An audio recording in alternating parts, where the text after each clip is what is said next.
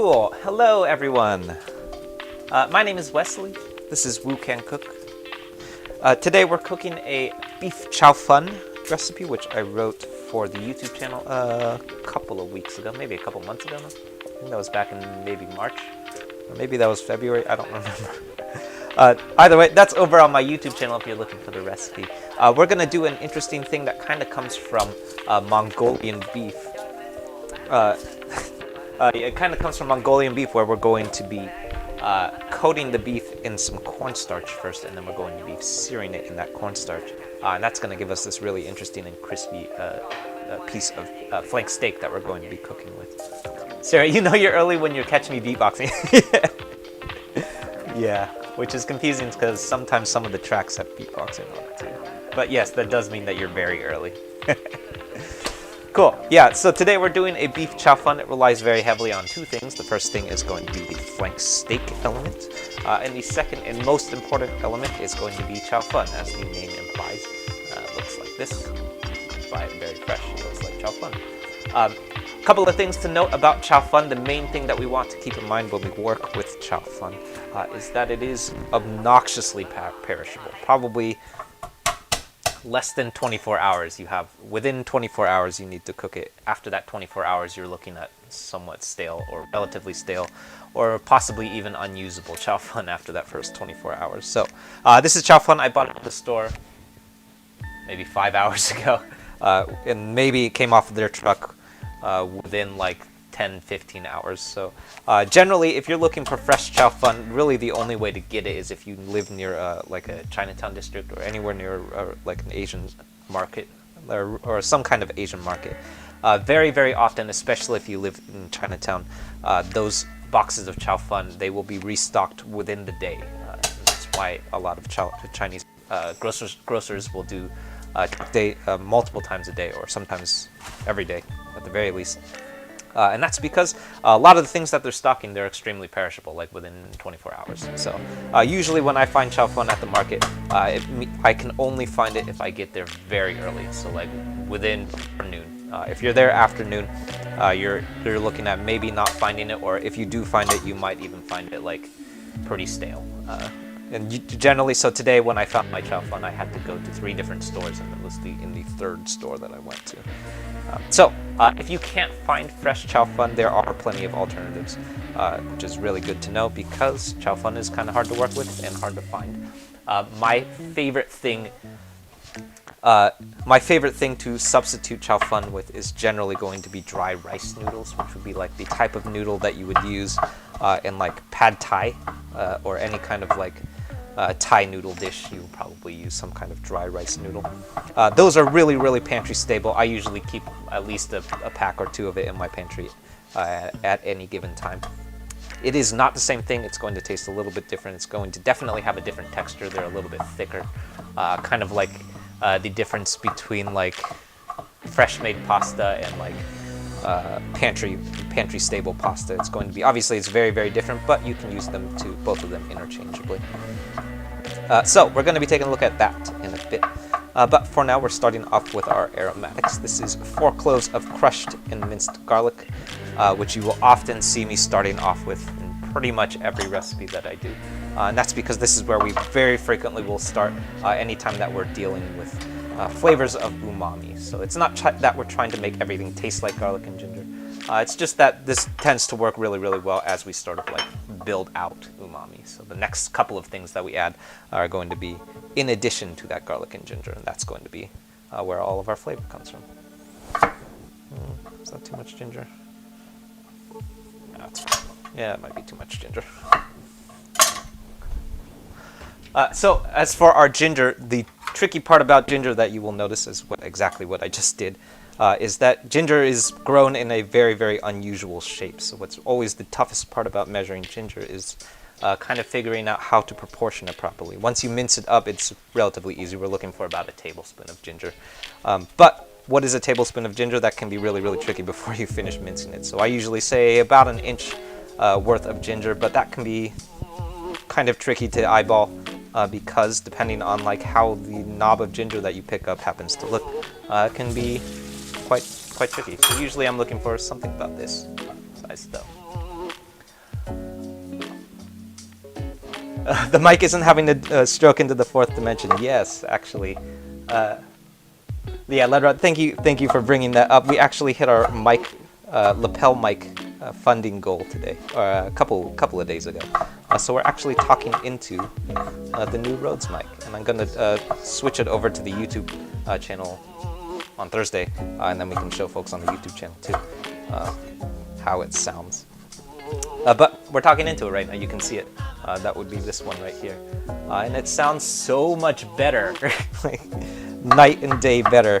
It sounds like I'm not talking into a microphone that was built in the 80s. So yeah, that's thanks to you guys. We funded that up over on the YouTube channel. So if you're looking for other ways to help continue to grow this channel and this series, you can hop over to the YouTube channel and donate.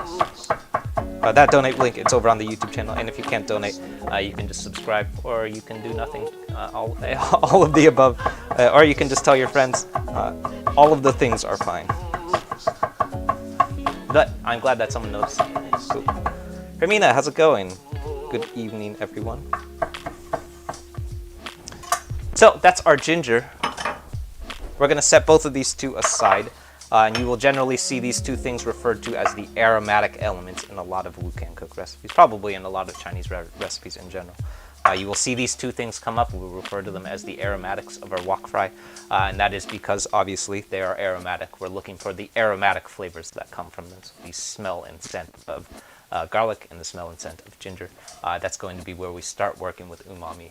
So you will very, very often, you will see these first two things going into our wok before we do anything else.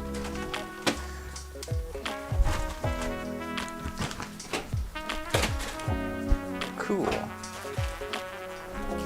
Yeah. Cool. Keitra, oh yeah, what are we cooking? Hello to everyone just tuning in. My name is Wesley. This is Wukan Cook.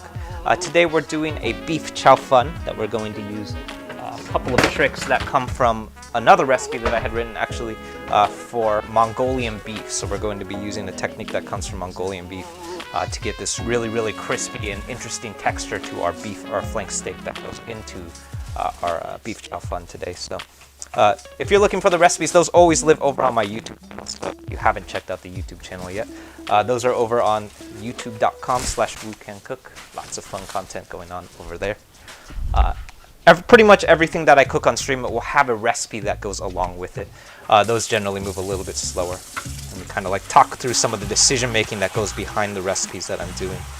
Sort of like why I do certain stuff in recipes, why I leave certain things out, stuff like that comes up a lot. So if you haven't checked those recipes out, that's a fun place to start. Those are out every Friday. So last Friday we came out with a recipe for Chinese steamed egg, which was super fun. Friday before that was Korean bibimbap, which was also really tasty. Been working with flank steak a lot. And then I forget what else came out before that. I think there was chicken katsu in there at some point. I forget what else. Those are out every Friday though, so if you haven't checked those recipes out, go and check them out. A lot of fun stuff.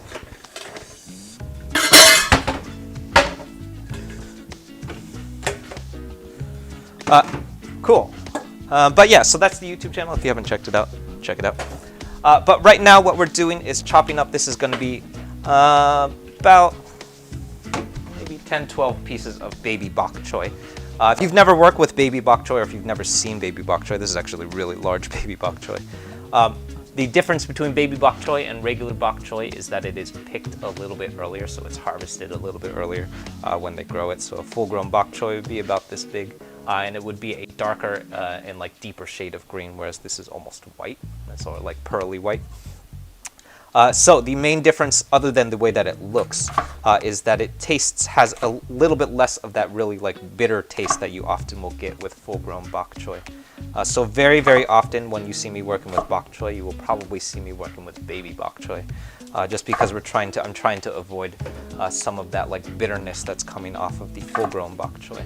And actually, the more that I have looked into it and kind of like inspected some of the way that Chinese food is made in the restaurants nearby me, the more that I've discovered that a lot of those restaurants are doing the same thing. I very, very rarely actually do I ever see full-grown bok choy in a lot of like stir fries.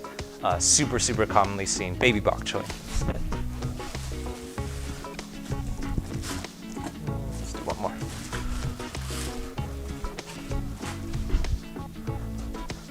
For our baby bok choy, though, we don't need to chop it too much because it's already pretty small. What I'm doing today is actually I'm giving it a little bit more chopping than I normally do, and that's because it's kind of large baby bok choy. But we're basically chopping it in half, maybe into quarters. We're looking for like relatively small bite-sized pieces, so something around this size. This is going to reduce quite a bit too, because remember that there's a lot of leafy elements to a bok choy. So all of those leafy elements are going to wilt in our fry, and this is probably going to reduce by almost half its size and volume once we start cooking it. So that's our bok choy. We're going to need a bowl for that, actually. Oh, what vegetable? Yeah, the baby bok choy. Neat that I just started talking about that when you asked about it. Good timing. So yeah, that's our bok choy. We're going to set that aside. That's going to go into our wok fry towards the end. I like throwing in baby bok choy pretty late because I like to try and retain as much of the crispiness as possible. Yeah. Ooh, you love full-size bok choy in a hot pot. Oh, that's a good idea, totally. I often find I love like any time that I'm like going to be working with bok choy and I know that I'm going to be cooking it for a long time. That's probably the best scenario where I'll come up with baby bok choy, or a regular bok choy, excuse me. Cool. Next up, this is some bean sprouts. So you can use however much bean sprouts that you want. I believe in the original recipe that I had written, it calls for something like 6 to 8 ounces of bean sprout. Again, bean sprouts like bok choy, it's a little bit hard to measure because it has a lot of varying volumes to it. But mainly what we're after right now is just rinsing it off. Some of the bean sprouts, sometimes depending on where you buy it and who you buy it from, it will have a little nut or like a seed right here, or I guess that's technically a bean. That's a mung bean. You can leave it on if you want. They're really tasty. Mung beans are really good. But I know a lot of people like to pick them off. So very often when I buy bean sprouts, I buy them without the seed, and so you just don't have to pick it too. But totally to your discretion. If you don't like that stuff, pick it off. But if you don't want to pick it off and you don't like it, make sure that you buy the bean sprouts that don't have those seeds on them. Pretty sure that's a mung bean. Hopefully I'm not wrong about that. I'm like 80% sure that that's a mung bean.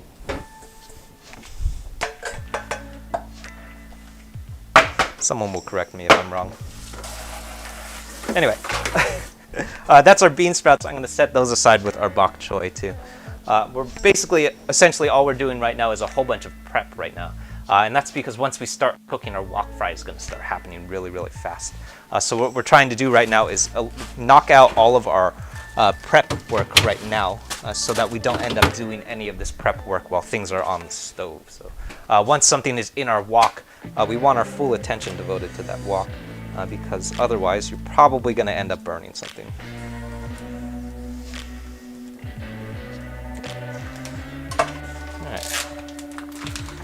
Next up, this is some flank steak here. This is a full pound of flank steak.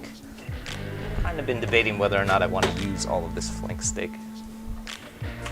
A couple of things to note about flank steak. The main thing that's really great about flank steak is that it is super cheap. So I think this was a pound of flank steak that I got for something like $10 maybe, which is, relatively speaking, really, really cheap.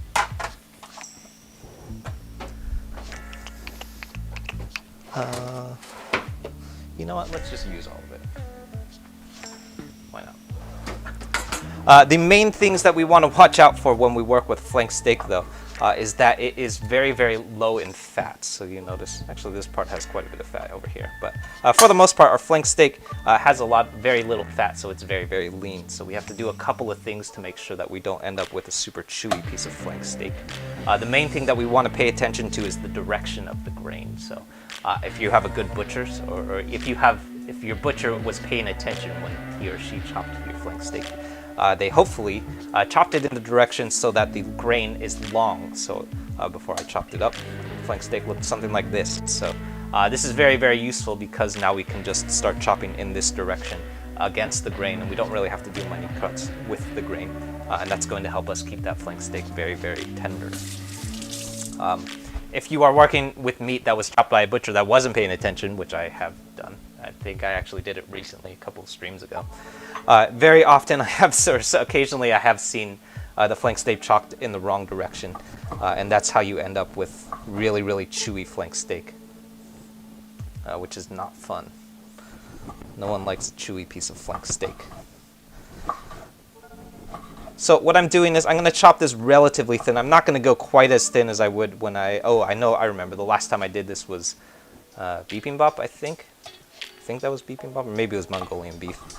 I'm not going to chop this as thin as I would with something like a bibimbap, mainly because we actually don't need it to be that thin. We can go a little bit thicker, and that's because we're going to be doing a marinade later. So I'm going to go for something about this size. So this is a relatively, maybe a 1/4 inch thick.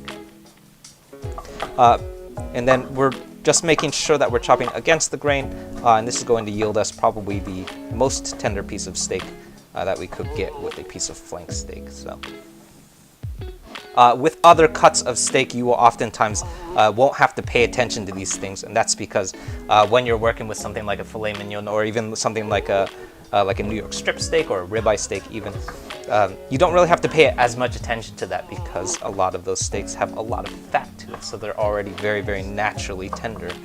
So you don't have to work super hard to make sure that it stays tender because as long as you cook it properly, it's going to taste great. For today though, however, we do want to pay attention because if we're not careful, we're going to end up with some real chewy flank steak. So that's our steak, and then what I'm going to do is a real quick marinade. We're not going to get super fancy with our marinade today, but I do like to add a little bit of something. Very often you will notice that I don't get super fancy with my marinades, and that's mostly because I oftentimes will forget to marinate it, or just like forget to start the marinade early enough. So super often those marinades, they don't have enough time anyway. So, but for today's marinade, I'm going to start with, this is going to be 4 tablespoons of soy sauce.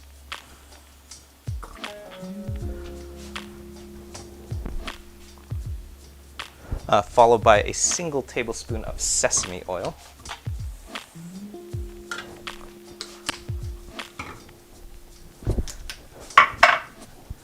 And then next up is a single tablespoon of brown sugar. I think the brown sugar is my favorite part of this marinade because it kind of gives it a little bit more like crystal structure in the sear. So it gives it like really aids in the way that it sears a lot is the element of sugar. Don't go overboard on that sugar though, because once it goes past the point where it's aiding in the sear, eventually what will happen is that sugar is just going to start burning. So. And then the last thing second to last thing that we're adding, that's half a teaspoon of white pepper, which you will very often see me incorporating in marinades, because it really just sort of like penetrates through meat marinades really, really well. A little bit better than what I've noticed, or how I've noticed black pepper will work, or any other kind of pepper really. And that ought to do it. I'm just going to give this a toss. And if we're really committed, this should marinate for at least 30 minutes. This is probably not going to go for 30 minutes. This will go for like maybe 10 minutes. But that'll be okay too.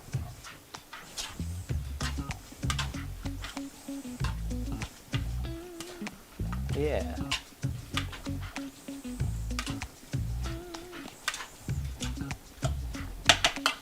Cool. So that's our flank steak. We're going to set that aside. And wash our cutting board.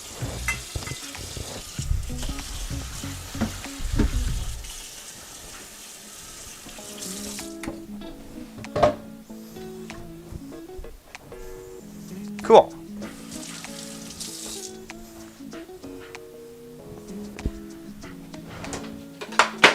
Next up, I'm going to assemble my sauce element here. So you will oftentimes see me doing sauces off heat.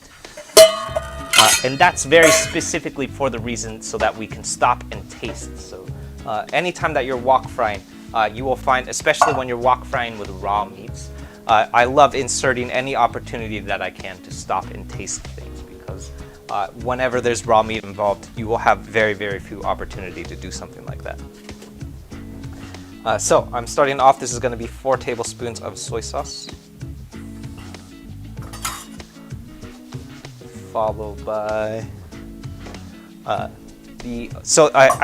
should always remember to talk about this. But the big three elements that go into the sauce of a beef chow fun like this are the same three elements that I incorporate in a lot of rice noodle dishes, which are things like pad see ew and pad ki. I've done this in both of those dishes now, and that is black vinegar and oyster sauce, black vinegar, dark soy sauce, and dark oyster sauce. All three of which kind of have this like a bit of a sweeter and more caramel element taste to it, and almost a little bit syrupy, which kind of like contributes to the way that these noodles are colored. So what I compare it to is the way that pad see ew looks. So in a lot of Thai food, you will come across pad see ew a lot, especially here in America. It's really, really popular. Which the way that I always think about it, pad see ew is basically beef chow fun, but in Thai food. And we use the same three elements super, super often. So dark soy sauce, black vinegar, and oyster sauce, 2 tablespoons each. And that's going to really contribute to the color of our noodle dish.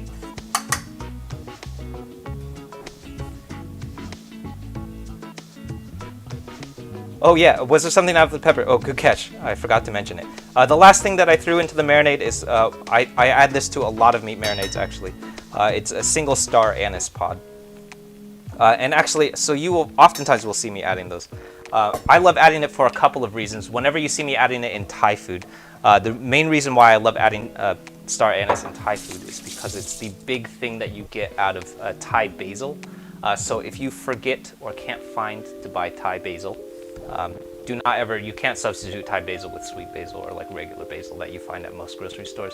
They're very, very different. But the big and prominent thing that you get from Thai basil are the same kind of like licorice elements that you get from star anise pods. Super, super often you'll see me throwing those, especially in rice noodle or like Thai noodle dishes. You'll see me throwing in a star anise pod in the marinade. And that's sort of to like emulate that flavor that you get from the Thai basil, especially if I forgot to buy Thai basil, I'll definitely incorporate something like that. For today's purpose, especially in a lot of Chinese dishes too, I also love adding star anise pod because it's one of the things that you get from Chinese 5-spice.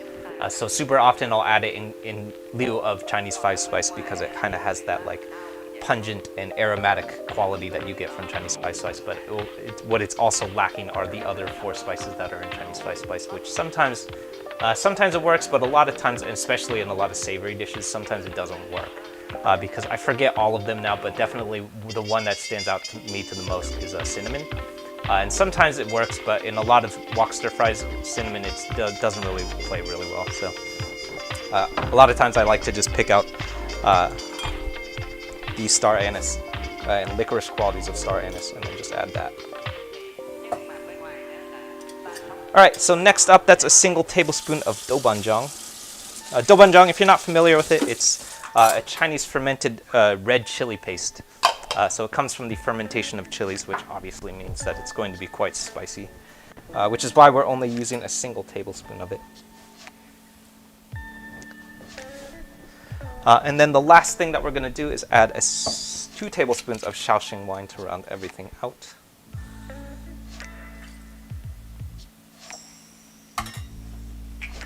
And that's just going to give us a little bit of more brightness and acidity to our whole sauce. And that should do it.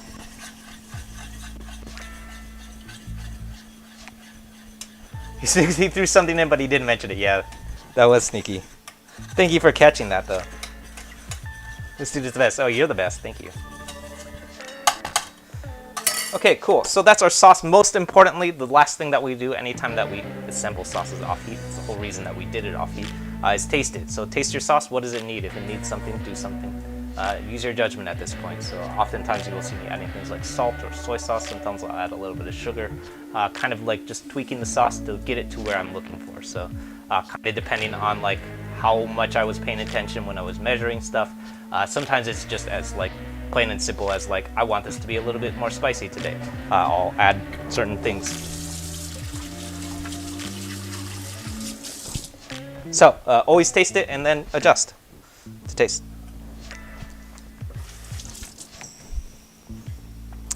Mine's pretty good. I think it needs a little bit of salt, and that's probably going to be it.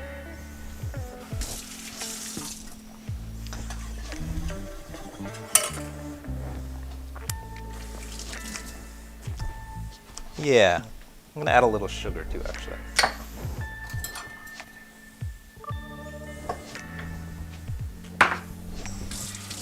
Sorry, I'm going a little bit off book here, but I think that's gonna work better. Yeah, that's much better.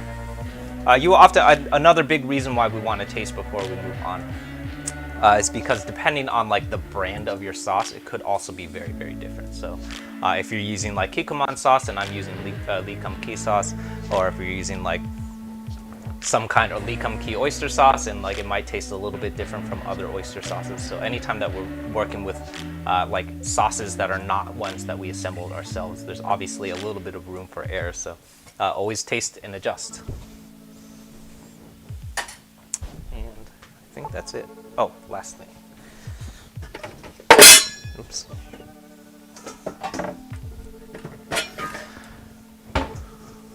Cool. So the last thing that we were going to do before we move on is start working on our chow fun. So if you've ever watched one of these streams before, you'll probably know by now that beef or chow fun, or the chow fun rice noodle, is one of my least favorite things to work with because it is so hard to work with. It is so incredibly delicate and so obnoxiously perishable that I have probably more than 20% of the time that I have worked with it, I'm probably working with some form of stale chow fun because it is that perishable.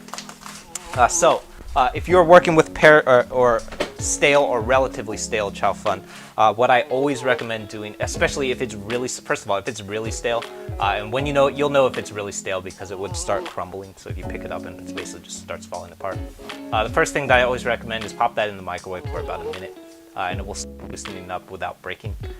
So that's also very, very important to pay attention to, because if it starts breaking up, or if it doesn't start breaking up and then you just throw it into the wok, what you'll end up with is a whole brick of chow fun that just sort of like stays that way in the wok fry, and then you'll have like a brick of beef chow fun, which is not fun. I have definitely done that. I'm pretty sure I did it on stream once too, which is also not fun. This particular chow fun that we're working with today is pretty fresh, so I'm pretty sure it's not going to clump up. But I still, oftentimes you will see me doing that anyway, just because I have become very, very paranoid with our chow fun. But today, what I do like doing before we throw this into our wok fry is breaking it apart. So I'm just going to pull apart our noodles here. And that's because if it does get stale, it won't come apart when we get it into the wok fry. And then you're going to have this real big problem where your noodles are in the wok fry, but they're not coming apart. They're just like a brick of rice noodles. That has happened to me. Mostly that happens to me when I'm working with chow fun that's really, really stale. That has actually even happened to me working with chow fun that's relatively fresh. So I've just gotten in the habit of just breaking this stuff apart before we start wok frying. It takes another like 2-3 minutes, but it's worth it because I have messed up so much chow fun in my life. Top Chef, I did not know that was an award. Thank you though. The other good reason why we love doing this is because chow fun, when it's stored, you'll notice you can even see it on my hands right now.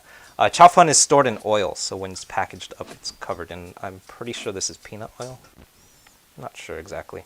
But it is really, really oily, so what I like doing is just sort of like pulling this stuff apart, otherwise a lot of this oil kind of gets a little bit soggy. So today we're using, I've gone back and forth on how much chow fun to use. I think the original recipe that I had called for 12 ounces of chow fun, which is a little bit obnoxious because then you have an extra 4 ounces of chow fun. And now, lately I've just gotten in the habit of just using all the chow fun. Just use it all. Don't bother trying saving it because it's not going, unless you're going to eat chow fun tomorrow, it's not going to be good anymore. So it's a mod award. Whoa, that's cool. Thank you. How neat. I've never gotten a mod award. Cool. So this is almost broken apart. The other thing that we want to pay attention to is that chow fun, unlike other rice noodles, chow fun is really, really thin and really, really delicate. So you'll notice I'm being very careful. I'm trying my very best to make sure that these noodles don't snap. So if they do snap, it's not the end of the world. But we do want to try and keep all of these like really, really long and luxurious strands of rice noodle from breaking apart. Otherwise, you have like really, really short and like kind of like a choppy bites. That's not really great. So with other noodles, especially like things like japchae noodles, so like potato starch noodles, stuff like that, sometimes, or really oftentimes actually, you will see chefs, they'll get scissors and they'll just chop that stuff up with the scissors because that stuff comes in really long noodle strands. For our version today though, for chow fun, we want to try and retain that like that sort of like long and luxurious strand of chow fun as best what we can. So once it's in the wok fry, we're obviously just going to start breaking apart a little bit because it's going to have like a little bit more aggressive tossing. But that also reminds me is that once this hits the wok fry, we want to pay attention and like be as delicate as possible because these noodles are really delicate, and if they do get in the wok fry and you're too aggressive with that wok toss, it will eventually just sort of like crumble into pieces, and then you're gonna have crumbled chow fun, which I have also done. Also not fun. So if it's not clear yet, beef chow fun, one of the hardest things that I have ever cooked with. Or chow fun noodles, one of the hardest things that I have ever cooked with. Equivalent to platinum. Oh, cool. Neat. Thank you. All right, so next up is our cornstarch coating. So this is a rough amount of cornstarch. I want to say this is probably close to a 1/4 cup. We're probably going to use a little bit more than that. I'm not that concerned about the specific amount of cornstarch that we're using because what we're going to do with it is coat our steak in it. So what we're going to do, you can, if you want, you can probably just toss your steak in the cornstarch and then just give it a good toss and then pull it out, and that's probably going to be approximately close to what we're looking for. What I like doing is doing each piece individually, and that's going to give you like a really like thorough coating of cornstarch without over breading it. So if you're short on time or if you're trying to move quickly, you can absolutely just toss it in. But I've also found that by doing it one piece at a time, it kind of like avoids the issues that you've probably come across where you've ever had, especially in like Mongolian beef, where it's almost like it's too breaded, which is really weird to say because it's not deep fried. So it doesn't have a breading, but it has a lot of like weird clumps of cornstarch. That's because it was like, instead of like done one piece at a time, it was probably done a couple pieces at a time, or maybe even the whole steak just kind of thrown in and then tossed. Oh, Alex, can I recommend the best wok to use on a gas stove? Oh, good question. So lots of people have been asking about wok recommendations lately, which is super cool.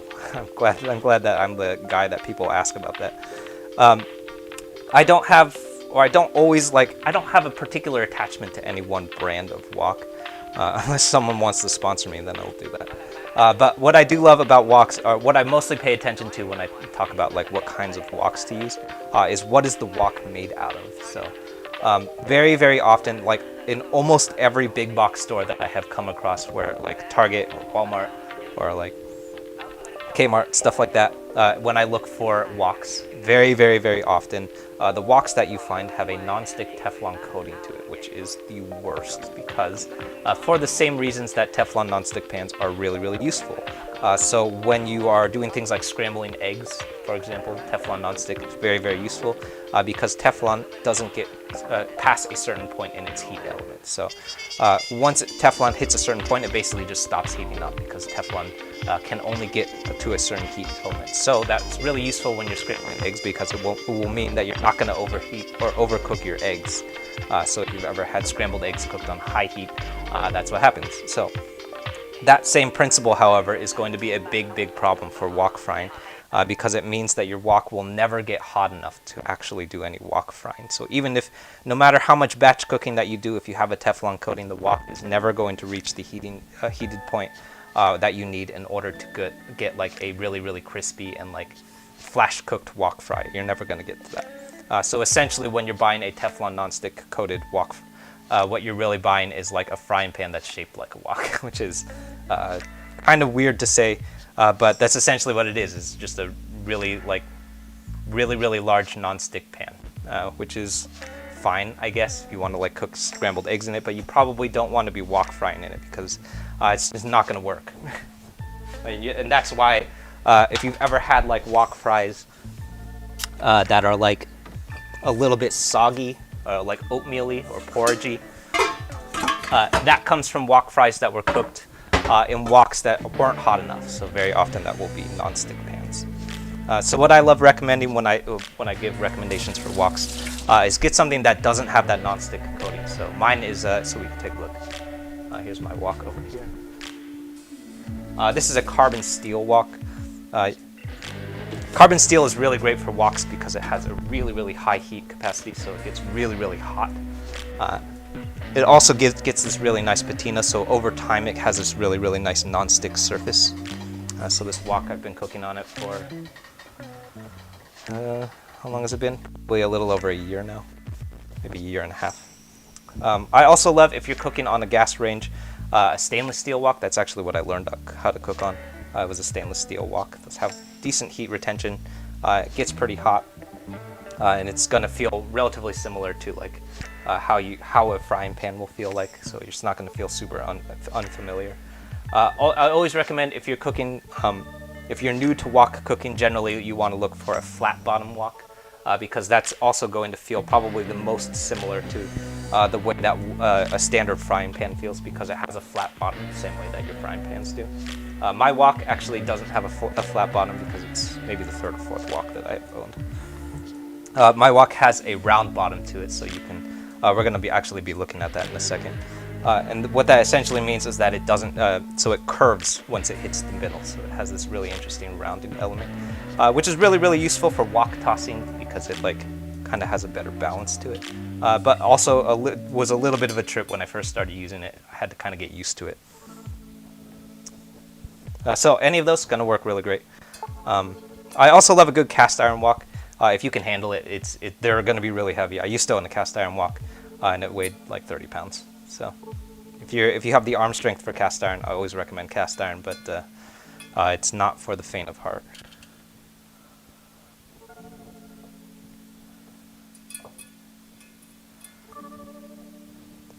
Souped Up's wok is carbon steel, has a flat bottom. Oh, yeah, that's a really good deal. I would definitely, yeah, you should do that. The one that I always recommend, or have been recommending of late, is the Joyce Chen carbon steel wok, which also has a flat bottom. And I think it's in the same price point. I think it's like $30-35 bucks. You could get it on Amazon. And I haven't used it a lot. A friend of mine has one, and it worked pretty great. It was like relatively old, so I think like the main qualities that I was getting out of it when I was using his flat bottom wok was that it was like had been cooked on a lot, so it had like a nice patina to it. But yeah, literally anything that has a carbon steel cast iron or stainless steel, all of those are going to work great. Why not put them in a Ziploc bag? Oh yeah, good question. Got a good username. Yeah, good question. So the reason, I mentioned this earlier too, the reason that I don't like throwing things or just like tossing everything together with some cornstarch is because sometimes you'll get this situation where it won't like coat evenly, and then you'll have these weird like large clumps of cornstarch with some bits that are not quite coated entirely. So if you're in a hurry, I've done it many times before. Just throw it. You could even just throw it in a bowl and then just give it a toss like this. So throw it in a really, really large bowl like this and then just give it a toss. And that will probably work almost the same. But if you've ever come across, this happens a lot in Mongolian beef for me too. Every once in a while you'll come across a piece of steak that almost like either has like a really, really large chunk of cornstarch, or sometimes it will just like have no cornstarch on it. It just like didn't coat evenly. So I like doing it one at a time, but if I'm ever pressed for time, I have definitely just tossed it all together at once. And it will work fine.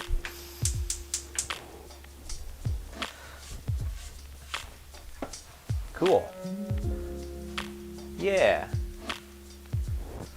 So I'm gonna get my wok heating up, and then we're gonna start searing.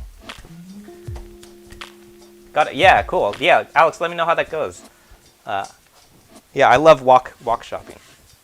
The last thing that I'll mention, I got mine at a restaurant supply store. So lots of people ask me the brand of this wok, and I have no idea what the brand is.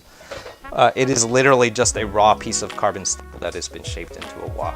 And I have a feeling that a lot of the things that you get at those restaurant supply stores are very similar.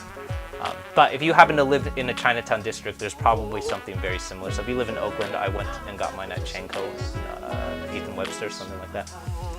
But if you don't live in Oakland, if you don't live near Chinatown, you can anything that's carbon steel, gonna work great.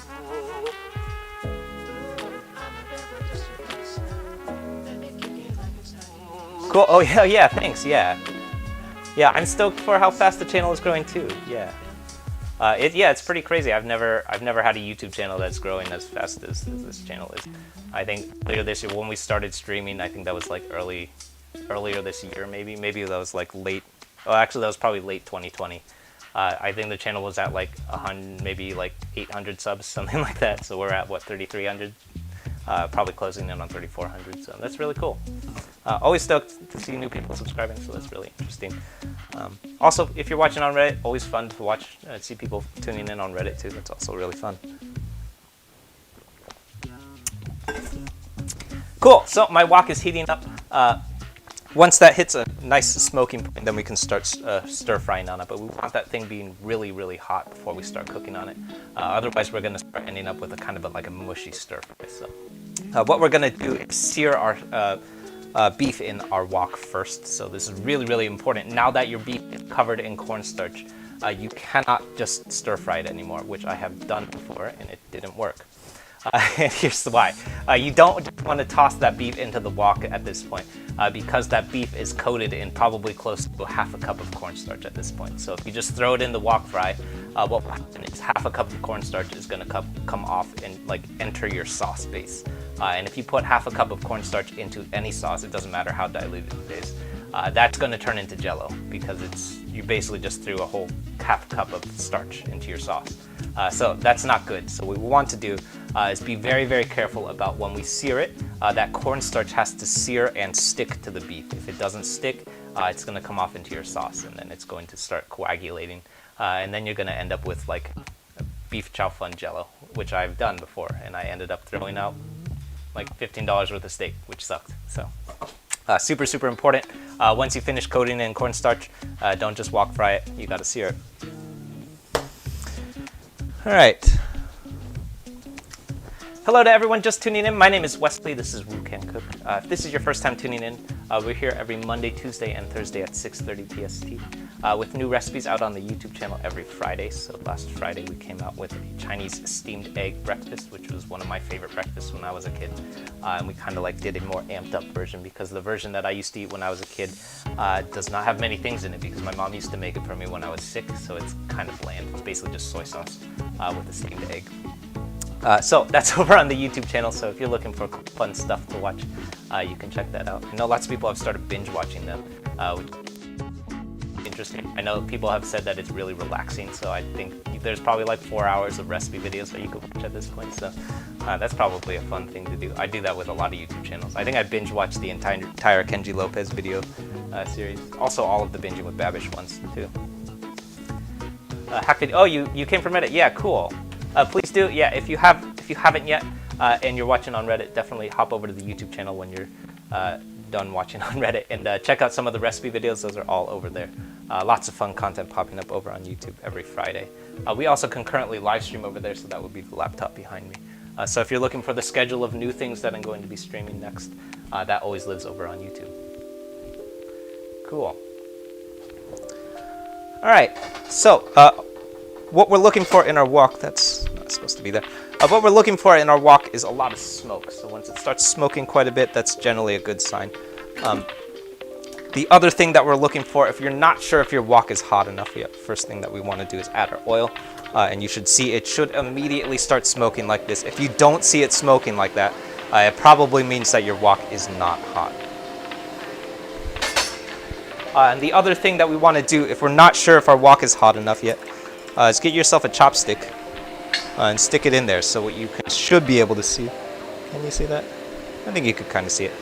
Is the oil should start bubbling around that chopstick. So any wooden utensil will work actually. If you don't see that bubbling up, it means that your oil isn't hot enough yet. So you should probably stop what you're doing and let it continue to heat up. So I'm adding, that was about 4 tablespoons of peanut oil, and then we're giving it our long yao. And then we're going to add our steak 1 piece at a time, flat side down. And the objective here is to get as much of the steak in contact with the wok as possible. So anything that's not in contact with the wok is not going to sear. So just like if we were doing a pan sear on like a strip steak on a cast iron, what we're trying to do is make sure that as much of our surface area of our wok is hitting the steak so that we can get as much crispy elements to our beef as possible.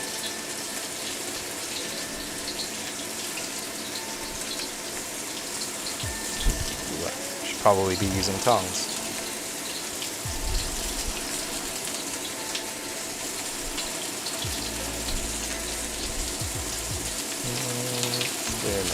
That's probably it. So I mentioned this earlier too, but my wok, it actually doesn't have a flat bottom. That's why I'm doing it in a circular pattern like this. It's actually a rounded bottom, which means that if I were to try and lay things on the bottom, it would just fall into the middle because it doesn't have a flat surface, which makes it a little bit more tricky to sear on because we have to lay it in like concentric circles like we just did. It's not the end of the world. If you really don't like searing on a round bottom, you can get your cast iron skillets out or something that would do the same thing. The main reason why I'm doing it is because I don't want to clean a second pan. Probably the biggest reason. But I'm going to give this, it's going to take about 2 minutes, so I'm going to give it relatively close to another 2 minutes from here.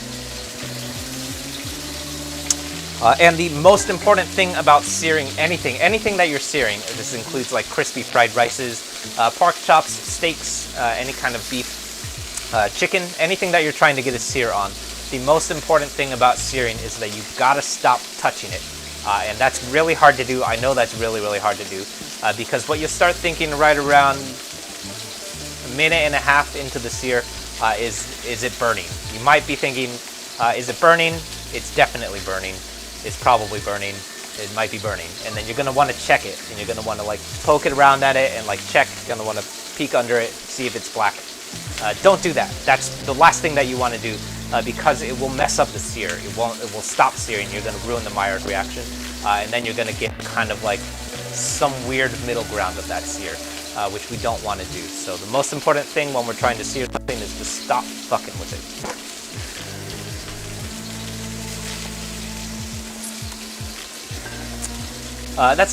Keep it clean to the minimum. Yeah, that's generally probably one of the big reasons why you'll notice that almost every recipe that I've ever written happens in one pan. Sometimes maybe 2 pans if I had to boil some noodles, but almost always it will happen in one pan with like 15 bowls for all of the mise en place. But generally, almost everything is going to happen in the same wok. Oh, can you add soy sauce while you're searing? You probably could. I would be worried about it burning because soy sauce has some sugar, maybe a tiny bit of sugar. So anytime that I add soy sauce, just raw soy sauce to high heat, it seems like it burns. But I've never tried that. There's definitely soy sauce in the marinade already too, so I don't think that we necessarily need it either.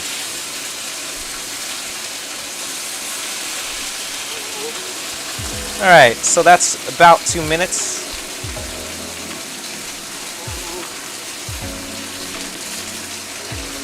Some of these burn. That's all right.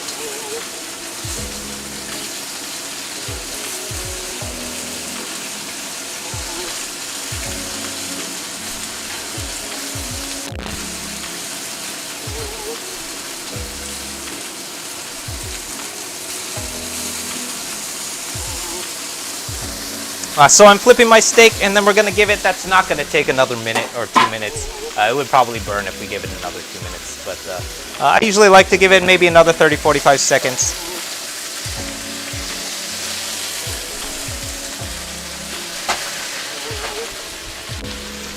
Yeah.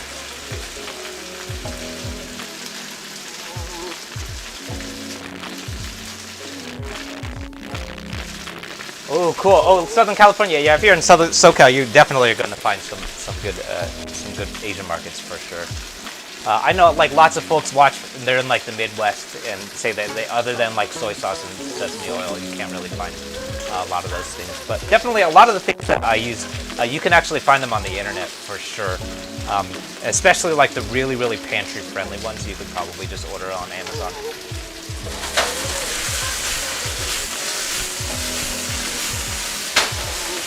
All right, so I'm gonna give that a quick toss and pull it out.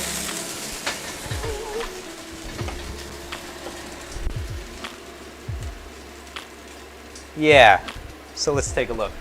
So here's our finished steak. Some of it definitely burned a little bit. Probably should have fucked with it more. Yeah. So this is kind of on the cusp of whether or not that's burnt. That's a little bit subjective. Some people would say burnt. I would say just really, really crispy. But what we're generally looking for is something that looks probably close to this. So this is like the general quality that we're looking for is like really close, and that is real hot. And almost always, anytime that you're working with something that's you're trying to sear, the first side is going to sear a lot better than the second side. So I'm rinsing down my wok. This is always really, really important. Anytime that you're batch cooking in a wok, is that you got to rinse that stuff out before you move on and do your second batch. Because if you don't rinse it out, everything that's still in there will continue to cook, and it will eventually just start burning. And then you're going to get weird burnt bits in your wok fry. So that's a little bit less important for our sear because we're going to be picking out with a tong. But definitely once we start cooking our actual stir fry, we want to make sure that we rinse all of that stuff that's left behind out. So sometimes that can be a little bit of a bummer, especially right now, for example, because what you're rinsing out, a lot of that is like fat and like juice. In French cooking, we call that fond. French? Italian cooking? European cooking. You call that fond, which is essentially where all of the flavor comes from in a lot of sauces and gravies, because it's all fat, like crisped up animal fat. But super, super important when you're wok frying like this, is you got to rinse that stuff out, otherwise it's just going to continue to burn, and then you're going to have black charred bits in your wok fry, which is not attractive.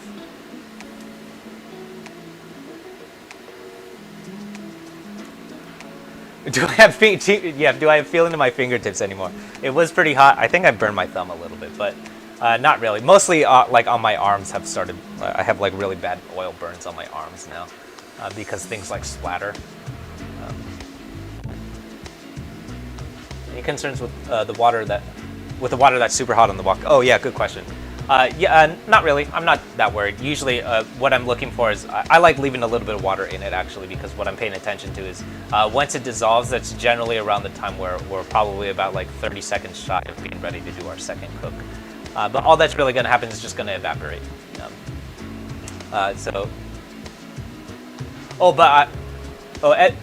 Edgar Applepo, I assume what you're asking, actually, so I just figured out what you're asking, is rinsing down a really, really hot wok with like cold water. And if your wok is of a good quality, so if you have a shitty wok and you try and do that, it's very, very possible that it could warp the wok. But if your wok is made properly, it should not warp when you do that. But if it's not entirely carbon steel, or if it's just like not made well, it could definitely warp. So cool. So I'm adding, that's going to be another about 4 tablespoons. Oil back to our wok, and then we're going to do our long yao again. And then we're going to do the exact same thing with our second set of steak.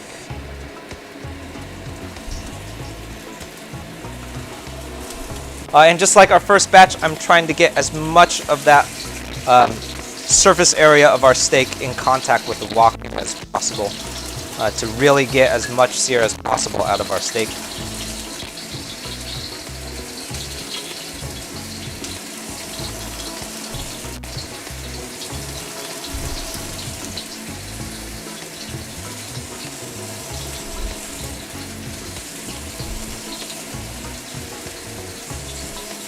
There we go.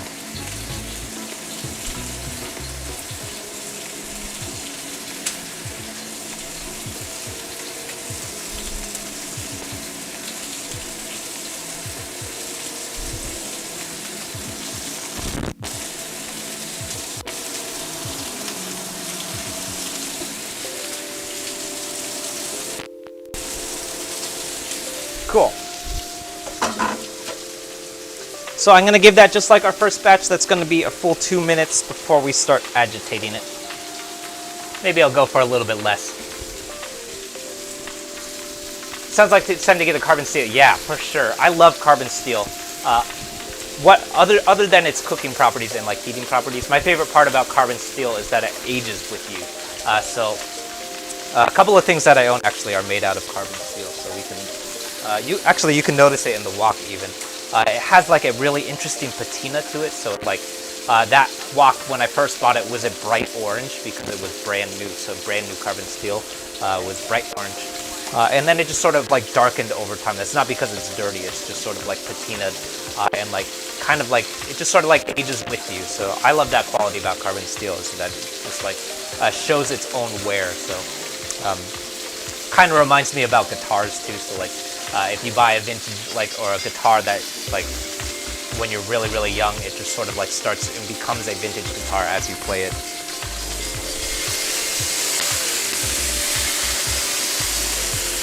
Alright, so what I'm doing here, which I didn't do on the first time because I wasn't paying attention, is I'm rotating the wok, and this is mainly a really important step if you are cooking in a round bottom wok like I am. But what I'm trying to do is make sure that as much of that steak as possible is getting in contact with that oil. So if it doesn't make contact with that oil, what happens is the steak is just going to be searing on a dry wok, and that's how it burns. So that's probably how we ended up with some burnt steak. So I'm just giving it a rotate and making sure that we all of the steak in our wok is making good contact with hot oil. And that's what it should look like.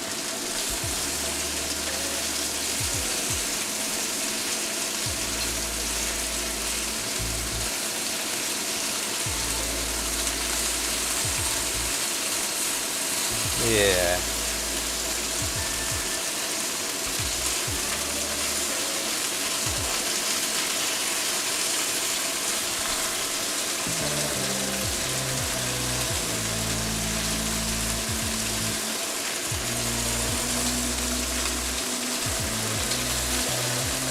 So I'm I'm flipping each piece, and then we're gonna give it maybe another 45 seconds on the second side. Nate, oh, this is one of your favorite dishes. Yeah, it's one of my favorite dishes too. That also reminds me actually, if you love beef chow fun, probably the other thing that you're also really gonna love is pad see ew, which is the way I always imagine it. Pad see ew is essentially just beef chow fun, but from Thai food. And it's very, very similar. The sauce elements are very, very similar. I also did another recipe for beef chow fun, or pad see ew.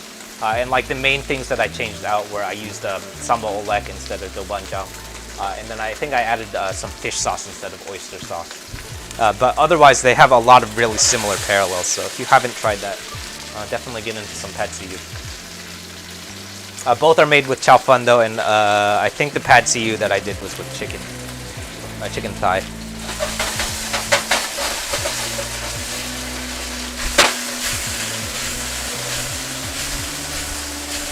There we go. Yeah. Oh, pad guy, yeah, totally.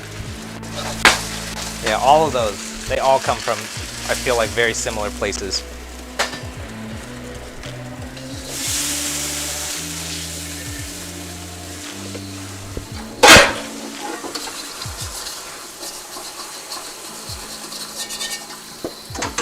Alright.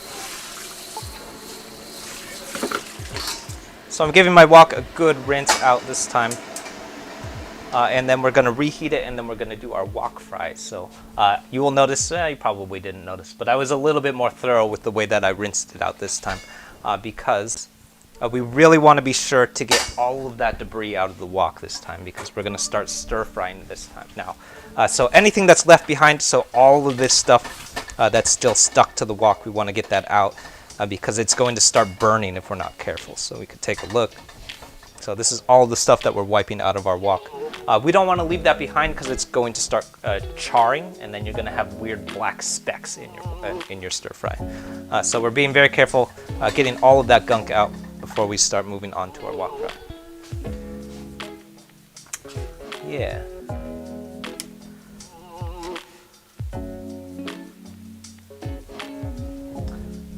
meanwhile, while that heats up, we can take a look at our finished flank steak. Wow, there it goes. So here's our finished steak. Some of it's a little burnt, but mainly what we're looking for is something like this, where it is very deeply charred, maybe a little bit burnt, but mostly just really charred. I like very, very seared steak, so that's right in the world that I'm looking for. It's something that kind of gets really into really, really crispy. And that's going to give us a really, really crunchy piece of steak.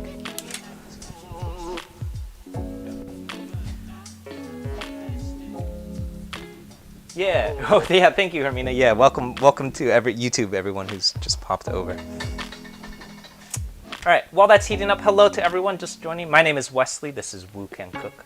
Today we're doing a beef chow fun, or a crispy beef chow fun, using a couple of things that come from Mongolian beef, which we just finished doing. We just did our flank steak in a cornstarch sear.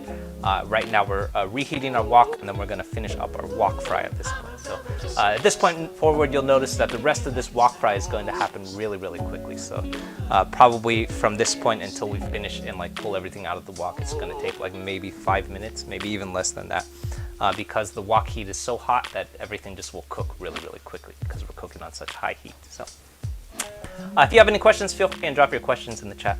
Lots of people have been asking questions lately, so that's really fun. And lastly, we're here every Monday, Tuesday, and Thursday at 6:30 with new recipes out on the YouTube channel every Friday. So if you haven't checked out those recipes, they all live over on the YouTube channel, including the recipe for this beef chow fun. So generally, if you catch me live streaming, I'm probably cooking through something that we've cooked or done a recipe for over on the YouTube channel. So that's also, I've been using the poll function on YouTube to kind of take requests and like ask folks what they want me to cook next or what they want me to stream next. So if you want to be a part of that community, definitely hop over and check out what's going on over there. We're working our way to 3,500 subs by the end of the month, so if you want to help us hit our subscriber goal, please bop over and subscribe. Lots of fun stuff going on. If you're not interested, please don't subscribe. I don't know why people have been subscribing when they're not interested. It's weird. Yeah.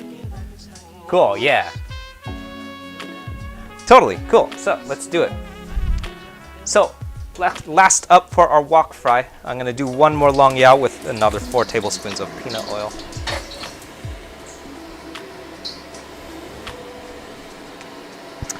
And a long yao, if you're not familiar with it, comes from Chinese cooking. And essentially what it is adding cold oil to a hot wok and blooming that oil. So what it's going to do is give us this nice non-stick surface. If you've ever tried adding cold oil to a cold wok, lots of things will stick. It's not fun.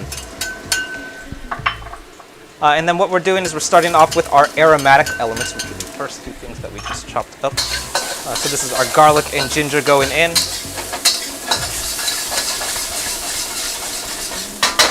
And then we're going to give this just long enough until it becomes fragrant. So I usually go for about 10 seconds, but it's going to depend on how hot your wok is and like how much oil you have, and maybe even how much ginger and garlic you chopped up. So use your nose at this point. When you start smelling ginger and garlic, you're in a good place. Next up, that's my baby bok choy. And baby bok choy is pretty good on its own. You could even eat it raw and it would be pretty tasty. So mainly what we're after right now is we're just trying to reduce some of the volume of those leaves. So just like any other leafy green, as it cooks, those leaves are going to start reducing quite a bit.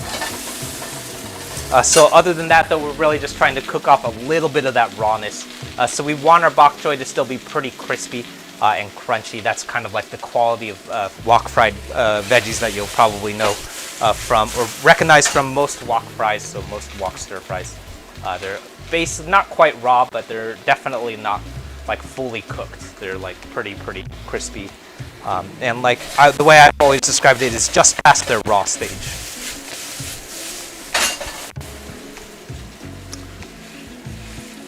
Ripping hot, yeah, exactly. So that's really a quality that you can only achieve if you're cooking on a very, very hot wok.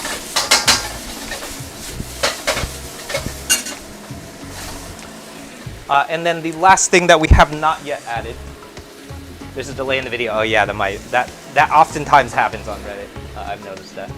I've been told that it doesn't lag as much on YouTube.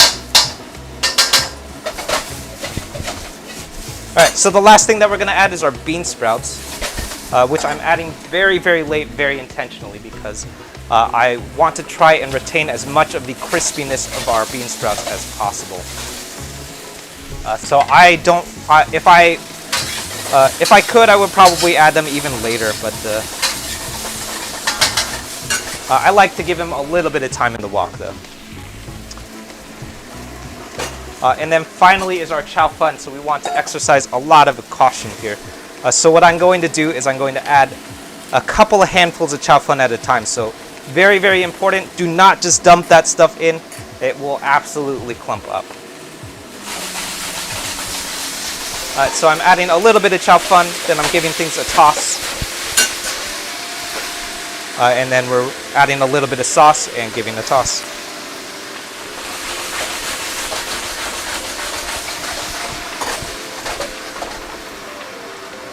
So at a handful at a time, we're adding our chow fun. And that's to make sure that nothing starts sticking together. So if you've ever worked with chow fun before, you'll know that that is a quality about chow fun that it will absolutely do if you're not careful.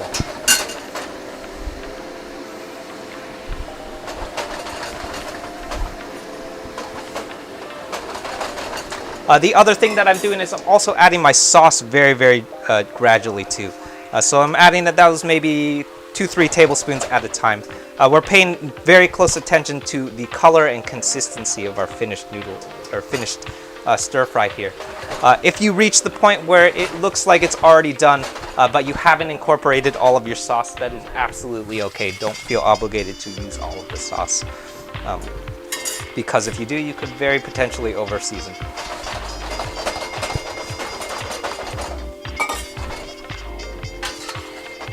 And also, the last and most important thing is that once all of our chow fun is in the wok, or once any chow fun is in the wok, I'm being very, very careful with how I toss and how I use that spatula.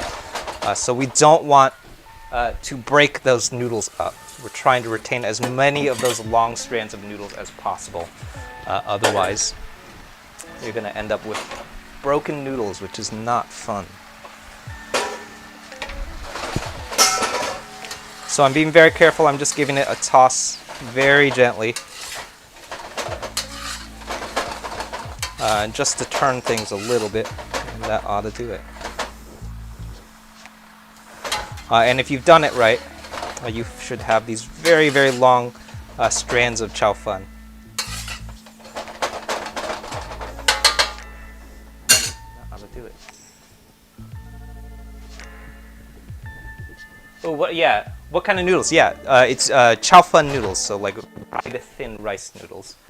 They're as far as I know, most commonly found in Chinese food, but also really, really common in a lot of Thai food too.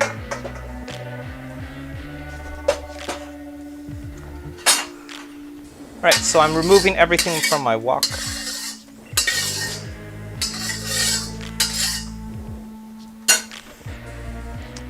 And then the last thing that we want to do anytime that we finish wok cooking, I say this at the end of every stream now, is give your wok a rinse. Clean it out.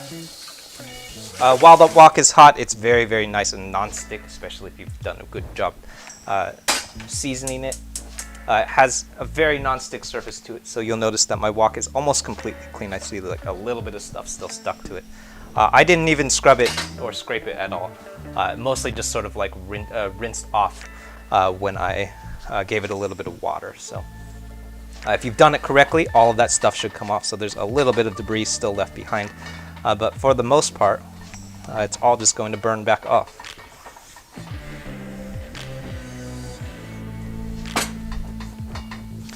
All right, so I'm reheating the wok, and that's just going to burn off anything that remains.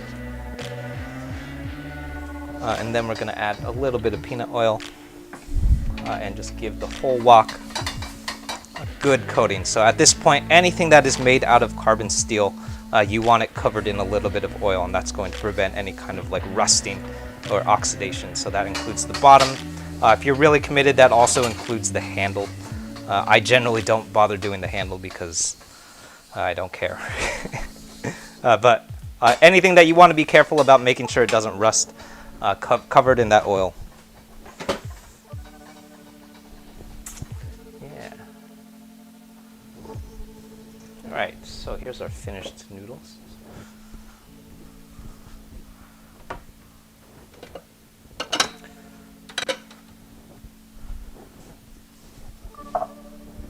Let's plate this up. If we've done this correctly, we should have these very, very long and luxurious strands of chow fun.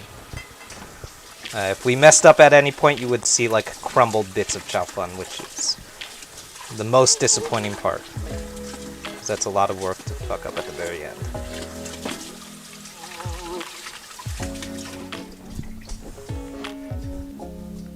You hate chow fun when it's soggy. Yeah, exactly. So that's exactly the problem. So if you are not careful with the chow fun when it's in the wok, it will absolutely start breaking apart, and that's when you get like really soggy chow fun.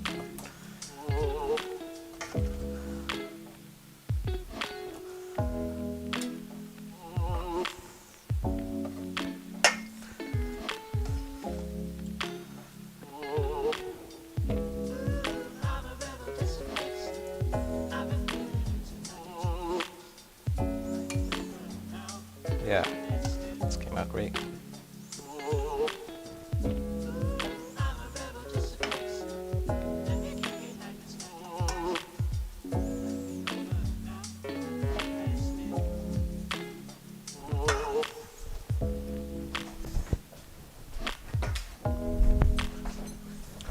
Cool. What's up? RKK6, yeah, how's it going? You just made it.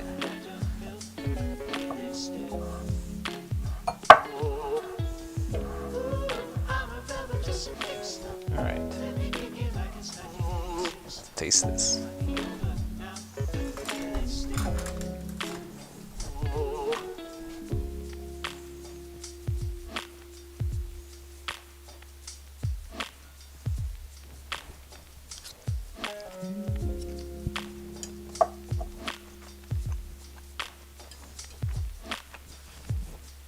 Oh yeah.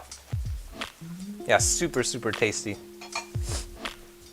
Really interesting, like, crisp qualities to that beef, which kind of like solves the problem of like almost every Mongolian, or almost every beef chow fun dish that I've ever had. Also includes actually beef chow mein too. Is that when you get a lot of those dishes, very, very often what you'll find is that the noodles are very tasty. So when you take a bite, there's like a lot of flavor to them. But when you eat the steak, sometimes, or almost very often, it's almost like it's steamed, or like a little bit mushy, not quite like cooked in an interesting way, and very, very often it's like has no flavor to it. And that's when you get into the world of you like every time that you eat a piece of beef, you also have to eat a piece of noodle with it. Otherwise, the beef doesn't taste like anything. So that marinade and that crisp sear kind of solves that problem. Where if you've ever had where the beef, it doesn't have a real independent flavor to it, really solves that problem. So you could just eat that steak and it would be really, really tasty on its own already. And then the noodles are really, really tender and really, really delicate with some really, really crispy baby bok choy that I love. Yeah.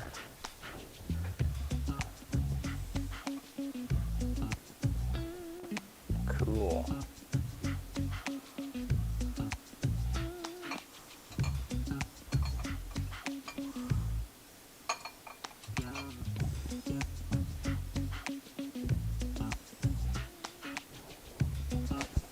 Yeah, the crispy bits are very necessary. Yeah, that's the best part about it. And I don't know that I've ever seen a beef chow fun that's done this way. Yeah, cool. Oops, wrong way.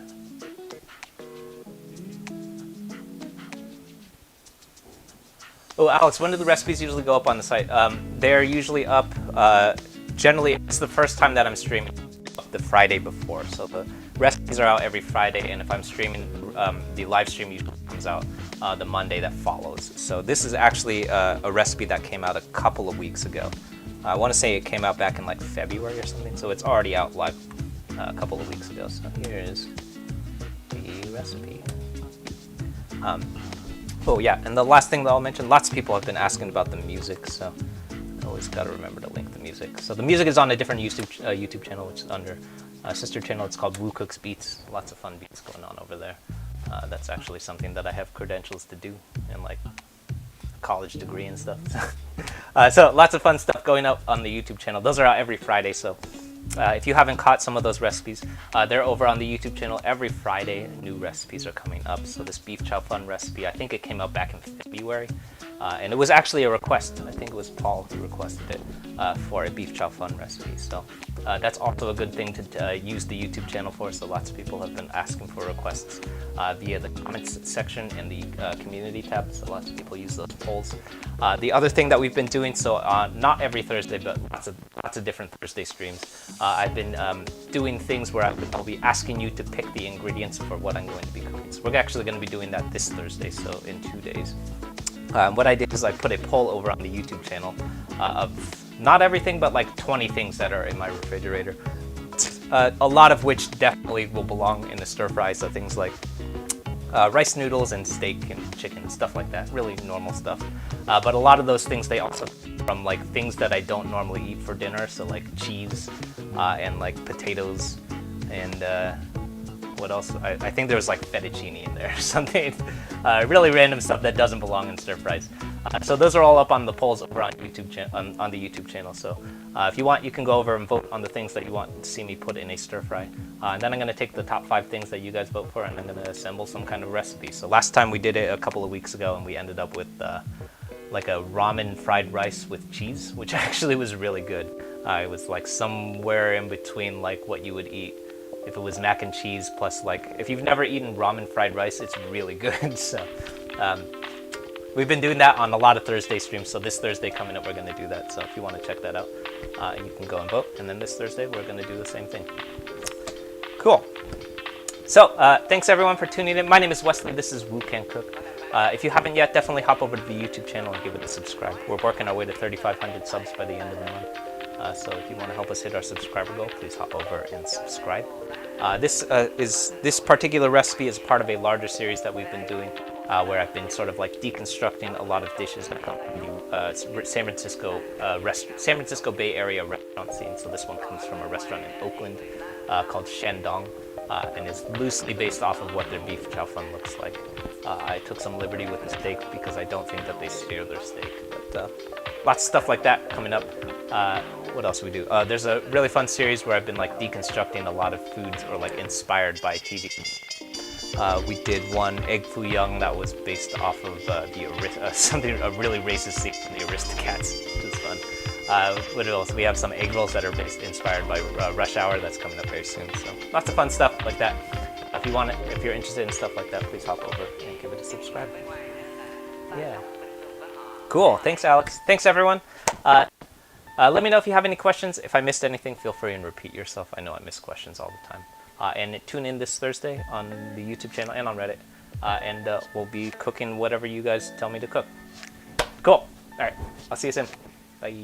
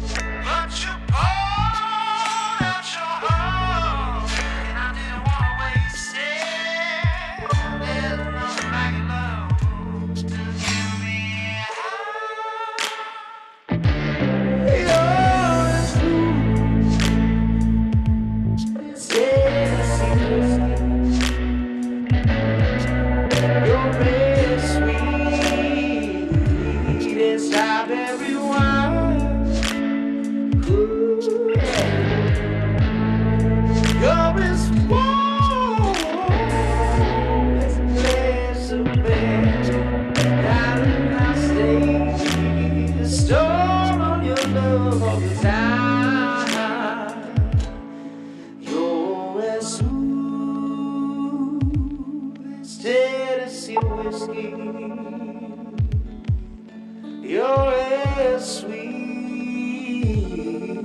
as strawberry wine. You're bad.